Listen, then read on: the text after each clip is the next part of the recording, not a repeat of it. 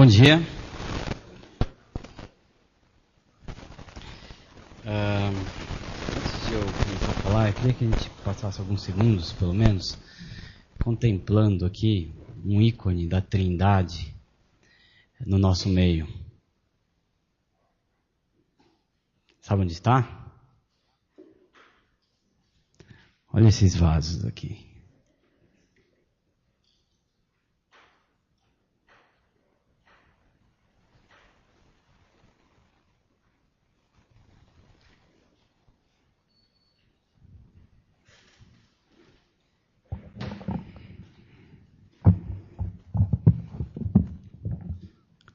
Lindo, não?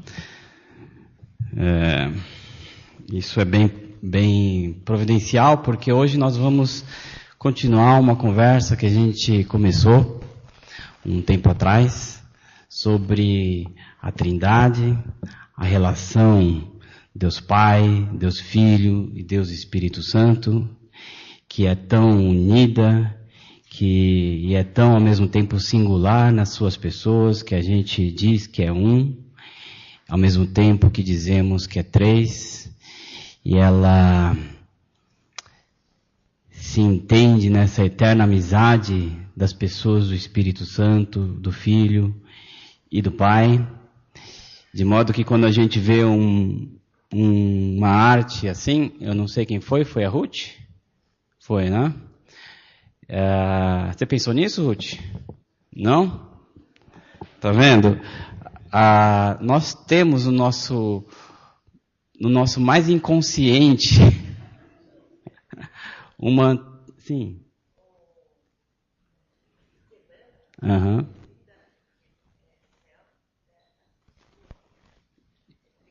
Tem 3 elementos, né? E sabe que a natureza, ela sempre vai apontar para Deus, porque Deus é criador dela.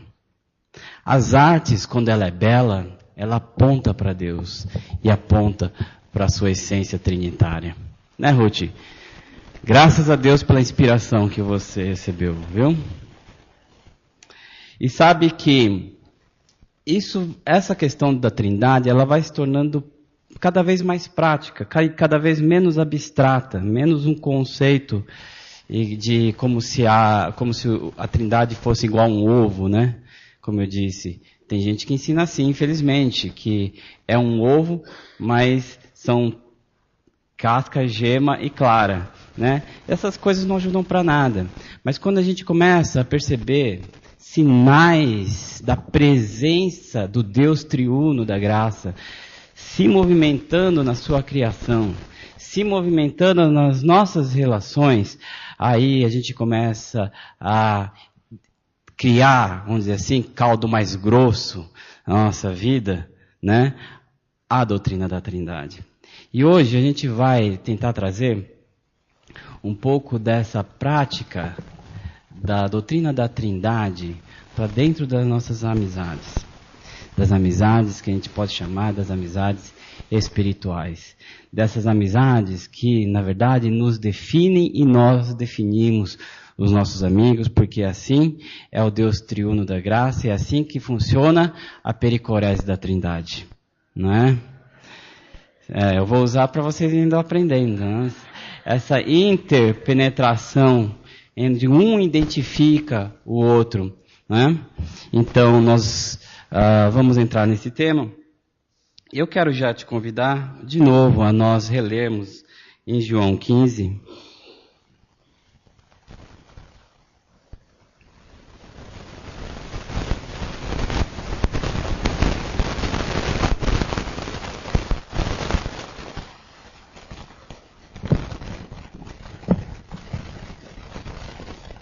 João 15, versículo 15, num texto lindíssimo do Novo Testamento. Se você ler todos os versículos aí desse capítulo, você vai ver a presença do Deus triuno, da pessoa da Trindade, do Pai, do Filho e do Espírito Santo, e esse convite ao final de Jesus, que nos chama assim, no versículo 15, já não chamo servos, porque o servo não sabe o que o Senhor faz.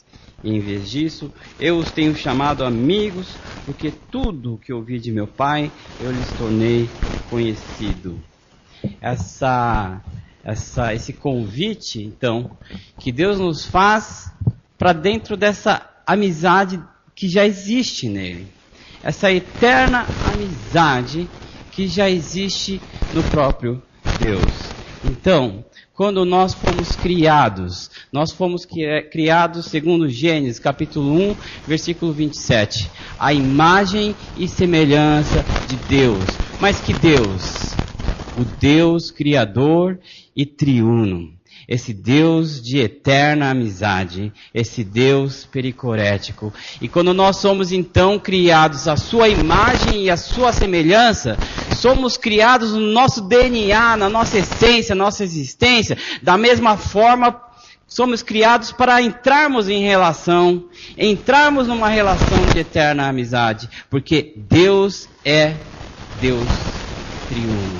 Ele é três e se identifica um no outro. Nós somos criados à sua imagem e semelhança. E é por isso que quando os homens começam de alguma forma a manifestar a sua arte, manifestar aquilo que de Deus ele tem, porque todos fomos criados à imagem e semelhança, vejam bem, mesmo aqueles que não são convertidos, não quer dizer que eles não foram criados à imagem e semelhança. Todos nós temos a imagem e semelhança no nosso coração. E o que Jesus Cristo faz é cada vez mais resgatar essa imagem, como Paulo diz, até chegarmos à estatura de Cristo, Jesus. Mas todos nós somos feitos de imagem e semelhança. Então, quando os homens começam a manifestar suas artes, as suas belezas, eles começam a manifestar o próprio Deus, porque dentro do seu coração há essa essência trinitária. Então, eu não tenho dúvidas ao olhar as artes, ao olhar os ikebanas, ao olhar a arte que brotou do coração da Ruth, sem mesmo ela ter a percepção clara da Trindade, mas que explodiu numa expressão, porque ela foi feita à imagem e semelhança. E assim nós somos feitos também. Então, pessoas precisam de pessoas para serem pessoas. Como diz os irmãos da Capadócia, eles diziam, sem comunhão é impossível conhecer a Deus. Deus só é conhecido na relação e não simplesmente num conhecimento intelectivo ou mesmo só numa experiência emocional com Deus. Não? Nós só somos se estivermos em relação. E aqui hoje eu queria explorar um pouco essa relação que os gregos chamavam de filéu.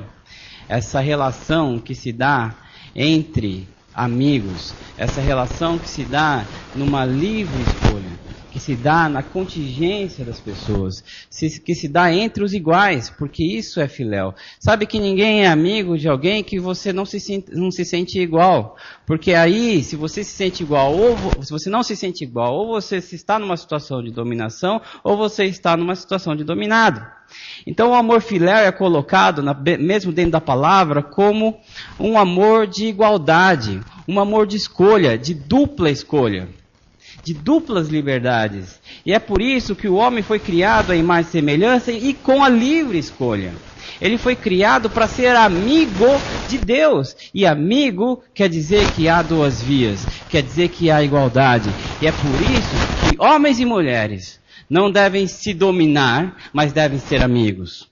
A melhor forma de nós entendermos o casamento não é uma submissão de dominação, não é uma submissão onde um domina o outro, mas é uma submissão, mas é uma relação de livre escolha, é uma relação de igualdade no casamento, é uma relação onde os dois escolhem estarem juntos por amor.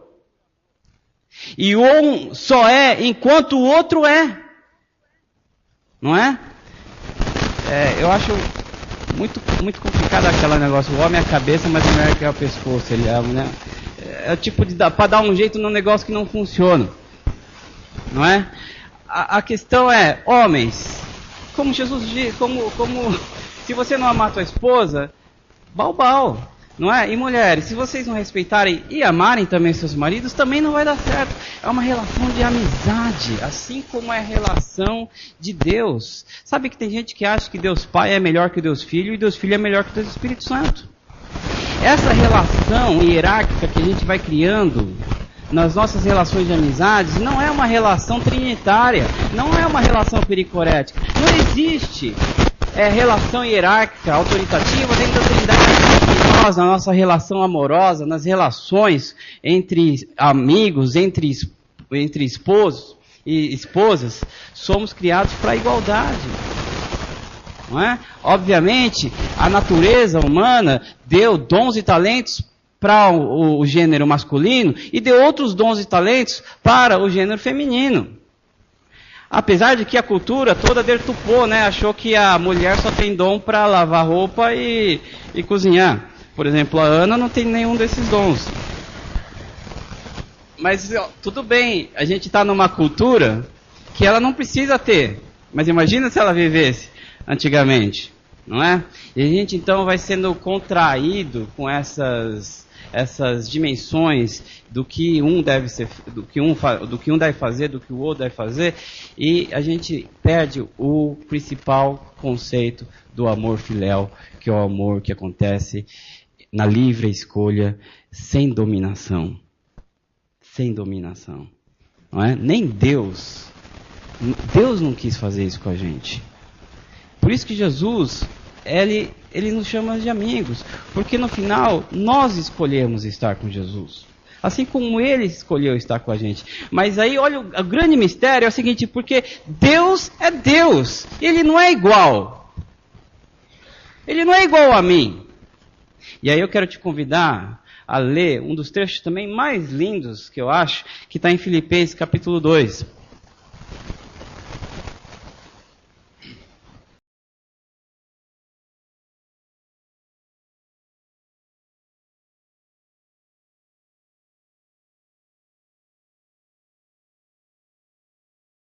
Somente dos seus interesses, mas também do que é dos outros. E olha só, seja a atitude de vocês a mesma de Cristo Jesus, que, embora sendo Deus, não considerou o ser igual a Deus, mas se esvaziou, vindo a ser servo, tornando-se semelhantes aos homens. Eu não entendo por que ele fez isso. Porque ele quis ser meu amigo. Eu não entendo porque ele quis me amar nessa liberdade minha e dele.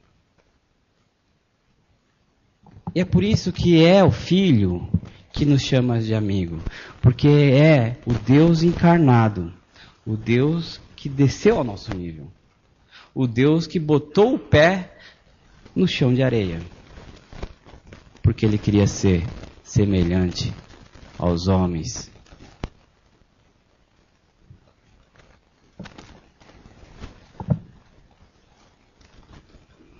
Eu não preciso conhecer todas as religiões do mundo para dizer que esse negócio de cristianismo é especial.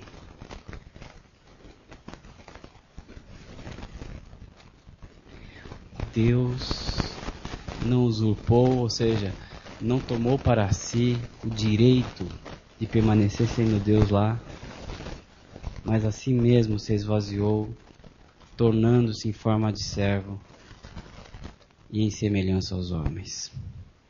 Por quê? Você acha que ele precisava disso? Deus é Deus triuno, totalmente completo, totalmente amigo, totalmente satisfeito e realizado nas três pessoas, não precisava do homem, mas ele se encarnou e fez semelhante a mim, para me chamar de amigo. Por quê? Porque eu mereço? Pelo amor de Deus.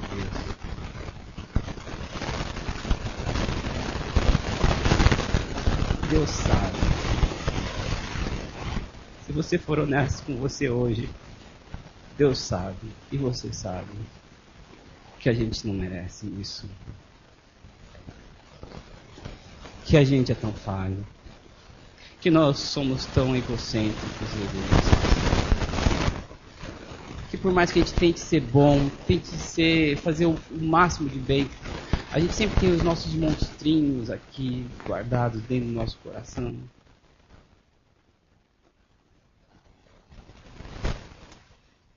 E eu creio que essa imagem do filho pródigo, que me vem à cabeça agora, é aquela imagem do filho pródigo, maltrapilho, sujo, pecador, cometeu os maiores desrespeitos com os seus pais e voltou. E o pai não esperou que o filho arrependesse com a boca, ele abraçou. Ele abraçou. E o arrependimento e o quebrantamento foi por causa do abraço. Aquilo resgatou a filiação do filho pródigo. Porque o filho pródigo voltou para ser servo. Não é um arrependimento parcial. Mas quando ele foi abraçado pelo pai, sem mesmo ter a chance de dizer o quanto ele estava arrependido, naquele momento ele voltou como filho e não mais como servo. Naquele momento ele voltou como amigo do pai.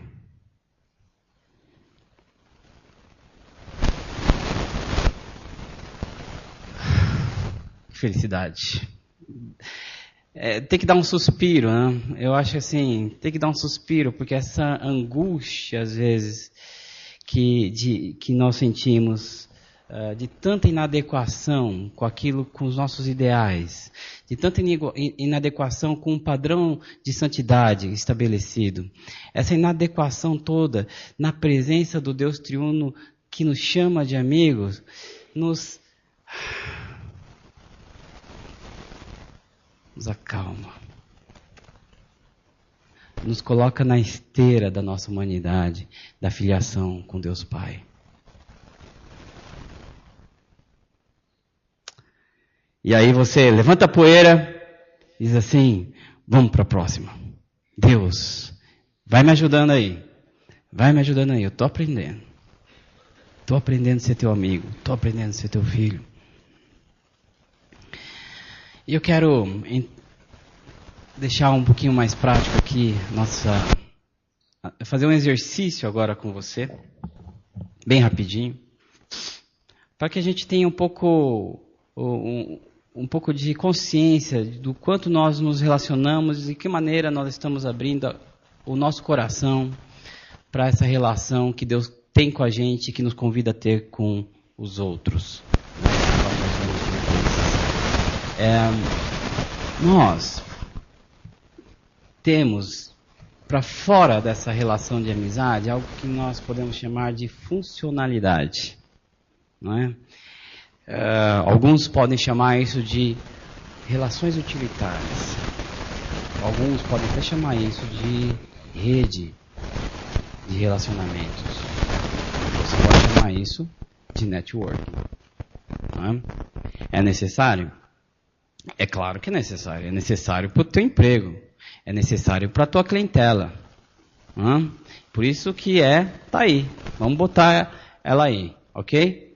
É uma relação que existe e tem o seu lugar na vida, nas nossas vidas. Por exemplo, o Newton ali, nosso dentista, tem que ter a sua rede de clientela. Não é? E ele vai tendo ali uma relação funcional de até certo ponto. Alguns vão entrar para o campo da familiaridade. Outros não é? Mas todos nós temos essas relações. E é uma relação muito, vamos dizer assim, muito importante hoje em dia, né? Porque é o que vai te fazer ter um bom emprego. Porque é o que vai te fazer ganhar din-din, né? Então, e se o din-din está na crista da onda, não é? As relações humanitárias hoje em dia também estão à crista da onda. Eu fico impressionado, não sei se eu falo isso, porque pode ser que alguém já tenha feito isso aqui, mas não fique ofendido comigo, porque eu também já fiz isso. Que a gente convida para os nossos aniversários, casamento, festas de significado mais existencial e mais íntimo, de foro íntimo, não é? A gente usa muitas vezes essas festas como negócio. E a gente vê alguns aniversários que tem mais clientes e fornecedores do que amigos aqui de intimidade e companheirismo. Impressionante isso, mas por quê? Porque é uma tremenda oportunidade, não é? Bom, enfim, você vê como a nossa sociedade vai tomando uma forma que é complicada, às vezes, a gente entrar sem muita crítica, não é? A familiaridade acontece num nível de comunicação onde a gente tem esses clichês, né? E essas opiniões e fatos quando nos interessa. Por exemplo, o que é clichê? Tudo bem? Tudo bem. Não é? Você fala isso? É um clichê, ok? Graça e paz. Pode ser um tremendo cumprimento no nível da intimidade. Paulo falava assim, com intimidade. Também pode ser um clichê. Graça e paz, como se fosse bom dia. A paz, meu irmão. A gente vai criando alguns clichês. Não necessariamente nós temos intimidade, nós temos familiaridade com essas pessoas. Às vezes, a gente fala de fato, né? Por exemplo, o Corinthians perdeu. Pô, o Corinthians é uma decepção, né? Isso é um fato. Não, desculpa, não foi isso que eu quis dizer. Como dizer? Não, o Corinthians nos decepcionou. Ok? Não que o Corinthians é uma decepção. O Corinthians nos decepcionou na quarta, né? Não sei. Isso é um fato, isso é uma opinião. A gente fala com aqueles que são familiares, não é? Temos uma certa liberdade. Aqueles companheiros que nós encontramos no dia a dia são até pessoas que a gente fala de alguma esperança que a gente tem do futuro e de certos sentimentos também. Por exemplo, você deve ter companheiros de trabalho, companheiros até mesmo assim, que você pode dizer assim, poxa, hoje eu não estou bem. Estou bem, olha, estou meio doente aqui, estou com uma dor de cabeça. Eu acho que emocionalmente também não estou muito bem. Ou você pode falar, pô, cara, hoje foi demais, tal, o Corinthians perdeu ontem, tal, isso aqui é muito legal, aquela alegria que você deixa transparecer com essas pessoas que são mais companheiras, né? E até esperanças, assim, do tipo, olha, eu estou esperando muito conseguir aquele novo cliente, esperando muito conseguir aquele novo emprego, esperando muito conseguir passar nessa faculdade, tal, ora por mim, e essa esperança, né, esse desejo. Então, ele se dá nesse companheirismo com as pessoas e tem um nível também aí, mais profundo, um nível da intimidade, onde a gente coloca para aqueles que são íntimos, nossos mais profundos medos, os nossos mais profundos fracassos e também nós colocamos ali as nossas necessidades mais reais e mais expostas possível. Não é? O nível de intimidade é o nível do desnudamento. É o nível da relação sexual. E é por isso que a gente diz, quer dizer, também, né? Não vou falar que todo mundo tem que ter relação sexual. Deixa eu explicar isso. A relação sexual é o cume, é o apogeu da intimidade. É quando a Bíblia mesma diz que eles são tão íntimos que eles são uma só carne. Que metáfora linda. É o nível da intimidade mais profunda. É com esse ser que nós vamos dizer os nossos medos mais profundos. É com essa pessoa que nós vamos colocar os nossos fracassos. Porque os meus medos e os meus fracassos não vão afastá-las de mim. É com elas que eu vou dizer as minhas necessidades mais profundas também, porque as minhas necessidades, as minhas carências, não vai fazer ela pensar mal de mim. Então é com ela, num nível de apogeu de intimidade, que eu vou ter a minha relação sexual. Por isso que qualquer relação sexual fora de um comprometimento que nós chamamos de casamento, não faz sentido. E aliás, o sexo está em todas as áreas, né? Até para fora, aqui, não é? Mas ele está totalmente fora do caminho hoje. A gente tem que... Bom, mas vamos parar de falar disso, que era só um exemplozinho. A relação aqui é mais de amigos, tanto amigos quanto com esposas e esposos, mas também amigos íntimos, amigos do mesmo sexo, amigos do trabalho, que são funcionais sim, mas também são íntimos, né? Amigos que aí a gente pode ter amigos em várias áreas da nossa sociedade, e é necessário que a gente tenha amigos em todas elas, como eu gostei muito do que o seu Jorge estava falando, da necessidade da gente estar presente no mundo, não é? Mesmo sendo minoria. E a gente não vai estar lá no mundo a gente está lá no mundo para ser amigo de pessoas lá, para acolher as pessoas lá. E a gente às vezes esquece que Jesus nos amou quando, segundo em Romanos, quando nós ainda éramos pecadores. Éramos pecadores quando Jesus nos amou. Então, nós vamos para o mundo para amar, assim como Jesus fez, não é? Para termos relacionamentos íntimos, sim, com pessoas que não são cristãs. Agora, nós precisamos, então, ter, de uma certa forma, amigos na família de sangue, em todas essas níveis. Nós precisamos ter amigos cristãos nesses níveis. Nós precisamos ter amigos não cristãos também nesses níveis. E precisamos também cultivar os nossos amigos históricos, aqueles de infância, aqueles de faculdade, e deixar aí também nesse nível. Esse é um exercício que o Osmar Ludovico faz e que eu estou trazendo numa forma de preleção. Mas seria importante um dia você pegar esse gráfico aqui, gastar 10, 15 minutos para botar os nomes de pessoas. Botar aí nomes. Quem que está nessa bolinha da intimidade?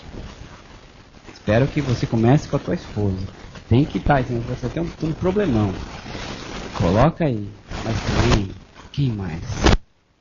Também não pode ser muito, não é? Mesmo Jesus, ele trazia para a sua intimidade mais profunda, né? Pedro, Tiago e João. Então, essa relação, a gente tem que botar nomes aí. Precisamos pensar um pouco como é que nós estamos localizados nas amizades. Essa amizade, ela demanda uma lealdade, não é? E eu acho que a gente tem que ter a percepção de que nós invertemos a prioridade das nossas agendas.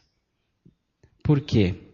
Porque quando nós olhamos esse gráfico, muitas vezes a nossa agenda está concentrada na funcionalidade, familiaridade e companheirismo.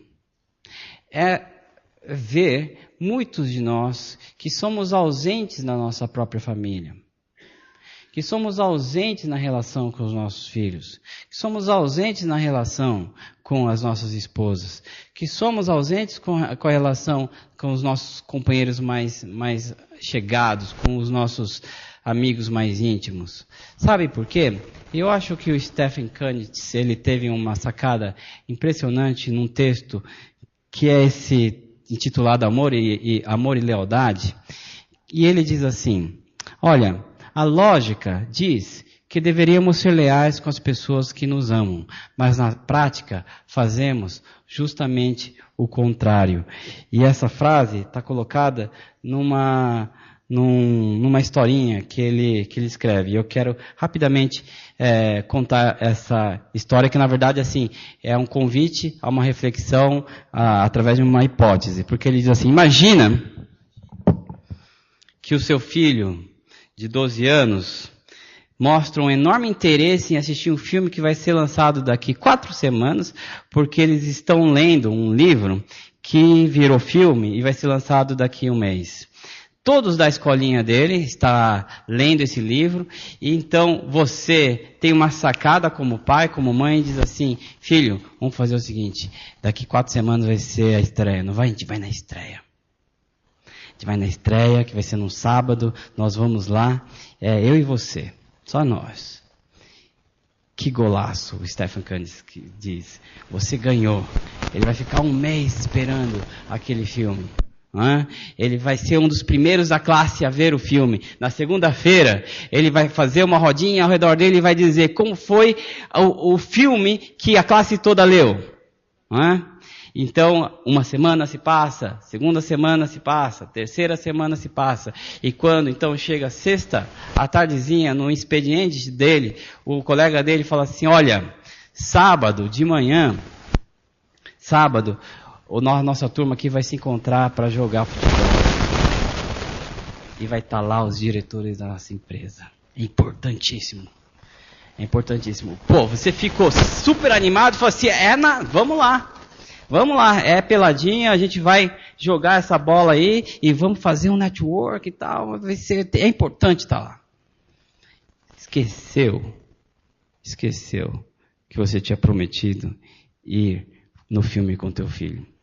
Chega às 10 horas da manhã, o amigo passa na tua casa para te pegar, você está com futebol, já com meião e chuteira, e o teu filho estarrecido, pai, você esqueceu!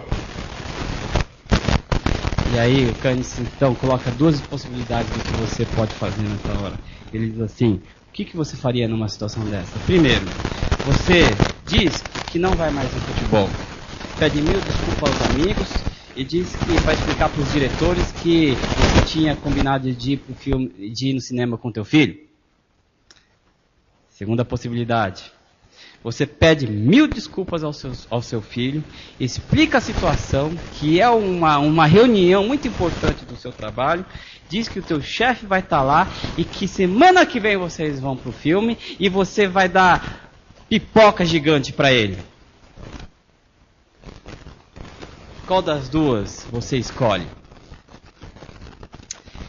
E o Curtis, assim, ele é ousado. Ele diz assim, se você respondeu que é a primeira, você é um mentiroso. Porque ninguém faz isso. A maioria faz a segunda opção. Por quê? Ele diz, porque há uma diferença enorme aí. Você sabe que o teu filho te ama e que ele não vai se afastar de você por uma tarde que você não foi no cinema. E você sabe que o teu chefe não te ama e que se você falhar com ele, ele vai se afastar de você ou vai afastar você dele. Melhor, né? Falar assim, ele vai afastar você dele. Então o Curtis diz assim, numa situação dessa, o que a gente escolhe? A gente escolhe agradar o chefe ao invés de amar o filho. Porque o filho vai te perdoar, o chefe não. E a nossa agenda, então, se inverte. Não é? A nossa agenda se inverte, sem a gente perceber. Vai se invertendo. E aí, ele diz, olha, a lógica deveria dizer que a gente teria que passar mais tempo com as pessoas que nós amamos, deveríamos gastar mais qualidade, deveríamos ser mais leais a eles.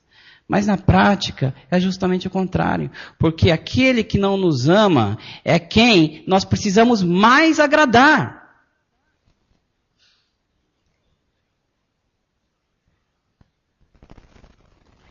Às vezes eu fico pensando, nada contra quem diz que nós precisamos agradar a Deus. Mas olha, às vezes eu fico imaginando que tem gente que diz que precisa agradar a Deus como se precisasse agradar um chefe. Porque se você errar com ele, ele vai afastar você dele. Então quando nós dizemos precisamos agradar a Deus, temos que pensar bem o que nos move a falar uma frase dessa. Não é? Sabe, na Bíblia, existe uma centena de relações de amizade. Eu só vou citar alguns. Abraão e Ló, você vê aquela linda oração de Abraão, né, sobre Ló, ele se deslocando para Sodoma e Gomorra, ele indo em direção a Ló para salvá-lo, aquela decisão de Abraão de ir para um lado, de dar a escolha para Ló primeiro, essa amizade que existia, Jonatas e Davi, lá em 1 Samuel, quando Jonatas fala que se afeiçoou a Davi num ponto de alma, de coração, Jesus e seus discípulos, como nós lemos, Daniel e seus amigos, quando eles vão para a Babilônia, e eles enfrentam todas aquelas situações juntos, e Daniel com eles fala assim, olha, não vamos comer essa comida toda do rei, vamos fazer uma dieta vegetariana, vamos honrar e ser fiel a Deus, e então aquela unidade entre os amigos, e Jesus e Lázaro, quando Jesus olha para Lázaro, o sofrimento de Marta e Maria, suas irmãs, e chora porque Jesus é amigo deles, Lucas e Teófilo, quando Lucas diz, olha Teófilo, eu vou escrever os testemunhos para que você tenha contigo a verdade, o real evangelho.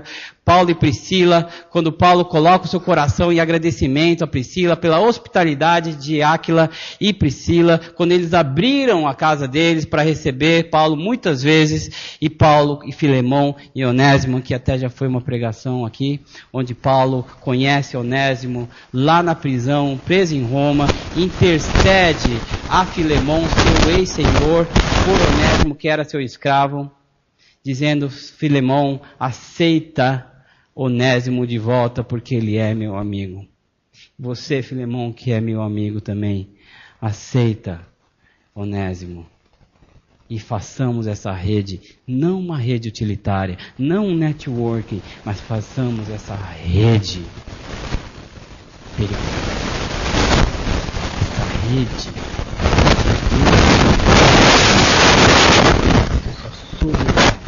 Se você também e tem mais, é muito mais. Eu listei uns de cabeça assim em 5 segundos. Você pode listar, fazer um estudo sobre isso e não vai acabar. A Bíblia tem muitas relações de amizade íntima. E eu quero ensinar com uma historinha do coelho de pelúcia. Eu já contei essa historinha, mas eu gosto tanto. E eu vou contar de novo. Vocês me acompanham? Às vezes o pessoal fala assim, Daniel, mas as tuas pregações às vezes são abstratas, não tem ilustração nenhuma, né? Aí hoje eu caprichei, falei, eu vou atrasar 2.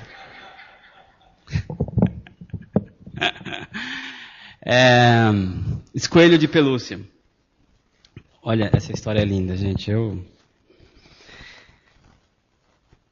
O cavalinho era o brinquedo mais antigo daquele quarto de brinquedos. Ele era tão velho que aquele pano se mostrava raro entre eles, aparecendo aquela costura debaixo dele.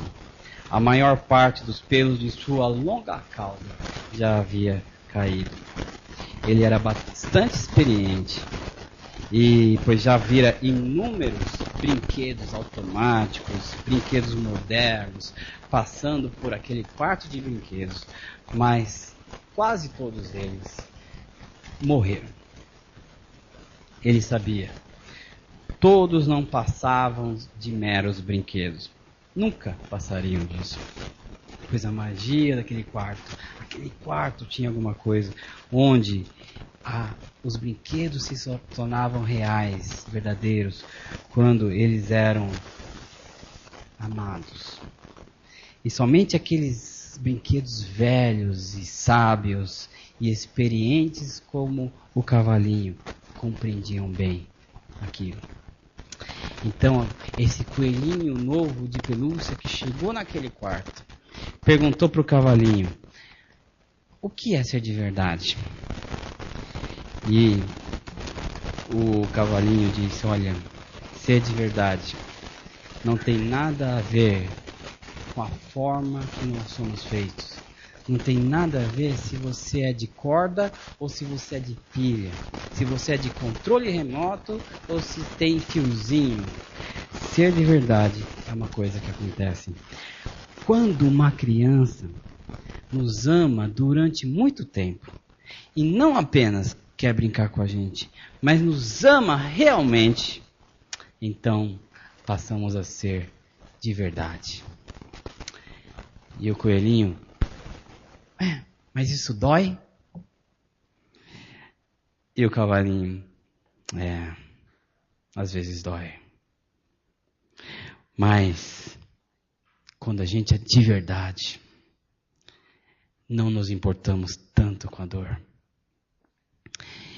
E o coelhinho diz: mas isso acontece uma vez só? Quando nos dão corda? Ou quando colocam uma pilha nova? Ou é pouco a pouco? E o cavalinho diz: não é de uma vez só. A gente vai se transformando. Leva muito tempo. E é por isso que aqueles que se quebram facilmente, que têm arestas cortantes, que afastam as crianças, que têm que ser manejados com muito cuidado, não podem passar por esse processo. De um modo geral, quando finalmente nos tornamos de verdade, o nosso pelo já foi arrancado. Os nossos olhos já caíram.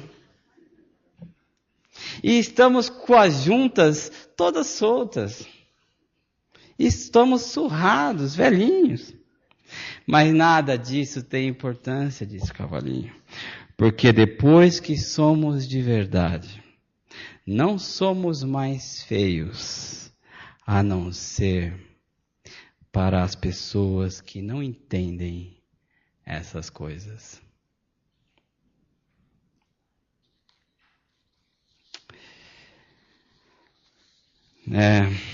Eu vou contar mais vezes, viu, no futuro.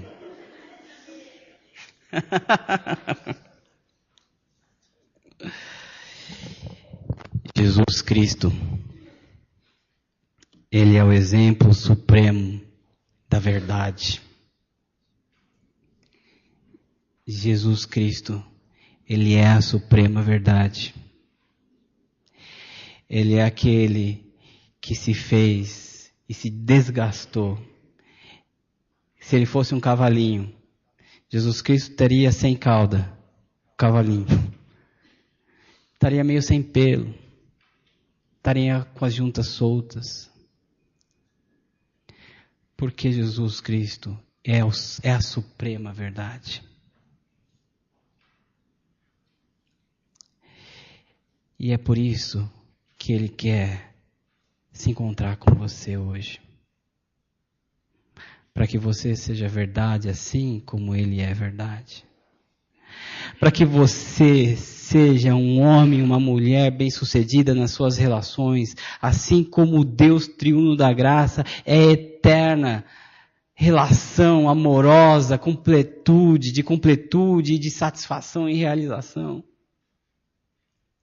Jesus Cristo desceu ao nosso nível, pôs os pés nessa terra, sujou-se de barro, se desgastou, morreu numa cruz, para que pudesse amar, para que nós pudéssemos amá-lo.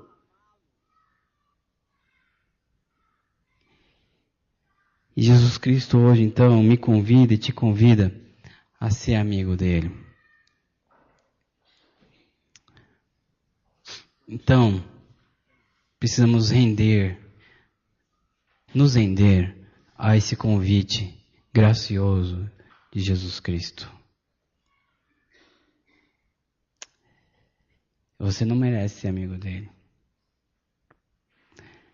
Mas isso não importa. Porque ele mesmo assim se entregou por você e por mim. Nós precisamos olhar para aquele gráfico da intimidade, do companheirismo, da familiaridade, da funcionalidade. Cruzar com as nossas agendas. Cruzar com as nossas prioridades e verificar o quanto a nossa agenda não casa com as nossas relações. Nós precisamos nos movimentar com intenção na direção dos nossos amigos espirituais, porque foi isso que Jesus Cristo fez.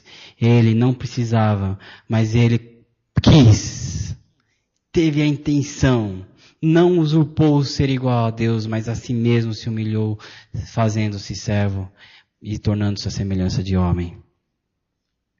E aí, a gente precisa voltar para a nossa agenda e começa a redimensioná-la. Botar a esposa no lugar certo, onde ela merece estar.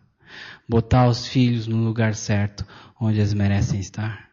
Colocar os nossos amigos mais íntimos no lugar certo. Talvez ligar, ter um compromisso de ligar pelo menos uma vez por semana. Poxa, se eles são íntimos, liga uma vez por semana. Precisamos fazer isso. Vamos orar?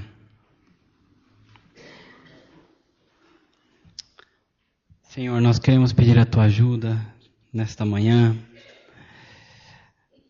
porque quando às vezes nós olhamos para esse gráfico das nossas relações, muitas vezes a nossa agenda está desassociada com as pessoas de intimidade. Muitas vezes nós não abrimos o nosso coração para recebermos amigos e deixarmos ele entrar nas nossas intimidades. Precisamos, ó Deus, da Tua graça, Jesus Cristo, nos convidando hoje, mais uma vez, a sermos Seus amigos.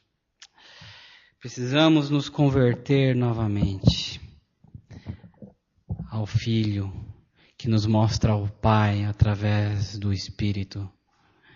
Deus, que a força e o poder e o amor do Evangelho nos toque de uma maneira tão profunda, de uma maneira tão intensa, que nós não consigamos ser mais os mesmos, mas que nós então começamos a nos mover na direção de amizades espirituais, começamos a mover o nosso coração, abrindo quem somos, abrindo os nossos medos, abrindo os nossos fracassos, abrindo as nossas carências mais profundas para as pessoas que são íntimas, ó Deus. Pai, eu sei, tantas pessoas talvez nos machucaram, o nosso coração muitas vezes se colocou de uma maneira tão superficial agora, Deus, mas pelo poder do Teu amor somos curados, ó Pai amado. Então que o Senhor nos visite com esse Teu amor hoje, porque Tu és o exemplo, Tu és a amizade mais suprema que possa existir a nós. Em nome do Senhor Jesus, nós oramos. Amém.